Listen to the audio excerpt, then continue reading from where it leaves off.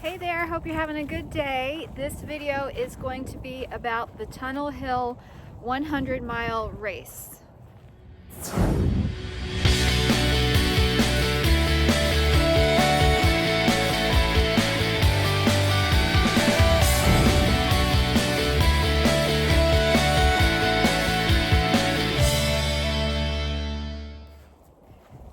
Okay, so this is a very fun race. This race is a wonderful race if you're doing your first ultra. I had a great time doing it. It is a chilly race though. So let me go over on how this race goes and what to expect. First of all, it's very flat. So if you're looking to PR or do your first 100-miler or 50-miler, I would choose this one for sure, because you hardly have any elevation at all, and there's nothing technical at all. It's still considered a trail race, but it's not it is in the woods, but it's not a paved road, but it's a very compacted dirt road. So there's nothing technical that you have to prepare for or be ready for, which is kind of nice if you're doing your first one and just getting into the ultras. Really cool one to do. It does take place when it's chilly.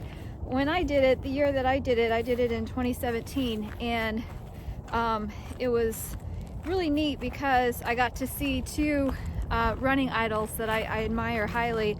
I got to see Corey Waltering. He did the 50-mile race and won it that year. That was neat to see him go by. And I also saw Pete Koselnick. He had just finished doing the race across America, and he was there pacing one of his friends. So that was neat to be on the course with these two elite running idols of mine, which was neat. This race does draw a lot of runners from all over that want to either PR or set a record or do something like that. So keep that in mind. You may see some celebrities out there. This race was set up very well. To start, I ended up driving up there. I'm from Charlotte, North Carolina, so I drove to the location the night before the race, and ended up camping out there.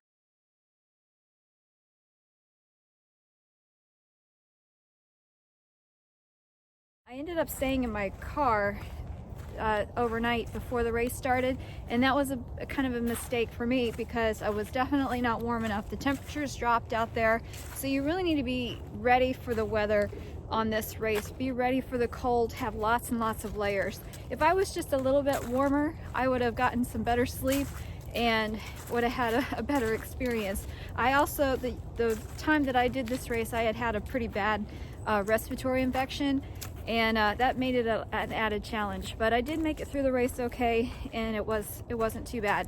But be ready for the cold. It is a chilly race, which I think is an advantage. I'd rather run and do a race in the cold than in the sweltering heat, but that's just my preference.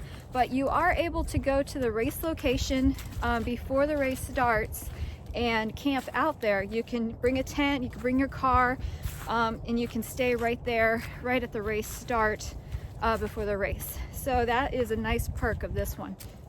There's also bathroom facilities right there that you can use before the race begins. So with this race, there's a central location. You're going to do 25 miles out, 25 back, and then in the other direction you're going to go 25 out and 25 back. So, and then that's for the 50 milers, and then the 100 milers will do that twice. So really simple. It's impossible to get lost on this race. You do have plenty of aid out there. There's one main aid station at the start finish, one main aid station halfway out, and the same going in the other direction.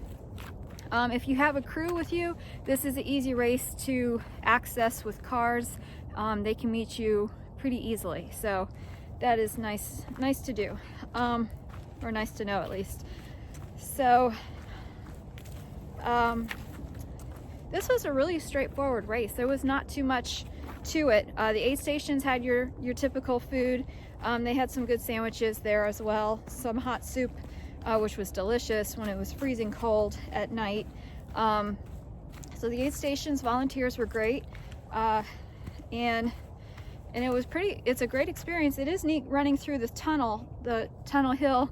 It is actually a tunnel that used to be used, no longer used, of course, but that's on the second half of the out and backs, so you can look forward to that.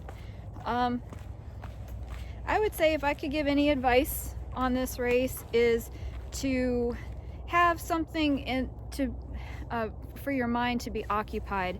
It is running straight and running with no hills, ups and downs, nothing to break up kind of the monotony of your 100-miler. It's kind of tedious. So I would have some good music playlists, movies downloaded, podcasts, audiobooks, something that you can use if you need to have some entertainment out there, because for me, that was essential. I listened to an entire audiobook that was really long, and that got me through the race, which was great.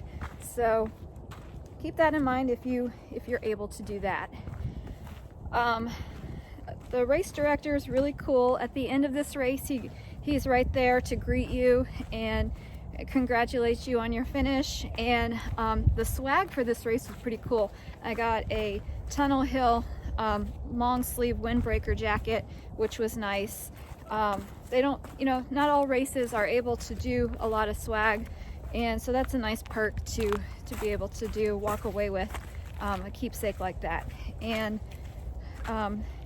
the year that I did it, it didn't rain, but because the ground and the terrain was so compact, you're not going to have a major problem with mud if it does rain, which I've run into that issue a lot with other 100-milers. So that's kind of nice not to have to worry about. Have plenty of rain gear, have plenty of layers. You are able to have drop bags at all of the major aid stations, which there are 3. One at the start finish, one halfway out on the first out and back, and halfway on the second out and back. Just throw in some extra layers that you may need. You never know how much the temperatures are going to drop or if the rain is going to hit. So better safe than sorry. I did pack extra layers, and I ended up using them all overnight when I did my race. So I had not expected that, but it just got a little bit more windy and colder than I had anticipated. So I was very happy to have a few extra layers. It's a great experience altogether. This is, like I said, this is an easy 100-miler ultra race. If you want to do your first 50, if you want to do your first 100, or if you're going for a PR, this is where to do it, because it is nice and flat and simple. You won't get lost. The path is nice and big, so there's no places where it's single file or anything. You've got plenty of room to run and get past people if you needed to, and really soak in and enjoy the whole experience. It's really a lot of fun. I'm looking forward to going back to this race. So when my schedule allows that, I definitely will be back. And let's see. But that's pretty much the gist of it. This is a straightforward race, pretty easy. I wouldn't say there's anything you really need to be ready for or train for as far as terrain, or if anything, just have a good strategy for your mind of how to handle the ups and downs and the monotony of being out there. Oh, on the first out and back, when you get halfway through, there is a ranger station that have bathroom facilities that you can use as well. That's kind of nice to keep in mind too. At the beginning of the race, if you had to go, you've got something to do, somewhere to go. It's like 12 or so miles out. You'll run into a facility, but this is more of a mental strategy race, in my opinion, because it's not so technical, it's not so tough physically. Although, of course, running an ultra, running 100 miles is always tough, it's always a challenge, but this one has a lot less to battle or to deal with as far as terrain goes. But just be ready mentally. There are some highs and lows, of course, with any ultra. Be sure that you're ready to tackle that. Be sure you have some entertainment or a crew member that can pace you, or something like that, because the biggest challenge with this race is to keep going and when you're so tired. I ended up taking a small little nap when I did my race, and I had plenty of time. I'm not a super fast runner, but after I finished the first 50 miles, I took a little nap, and then I went back out there and knocked out the rest of it, and that worked out for me. I don't always take a nap when I do ultras, but sometimes I wasn't feeling good at all during this race. Like I said, I was pretty sick. I had a terrible respiratory infection. My whole sinuses and everything was clogged.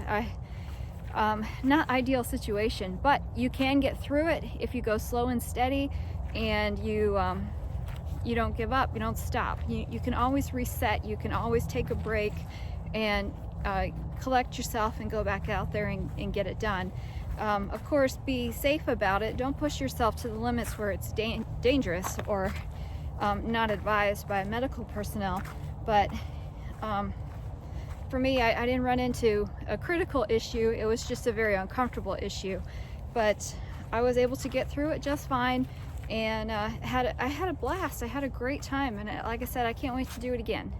So definitely sign up for this race if you are thinking about it. It's a great first ultra to do, and you won't regret it. Maybe I'll see you out there.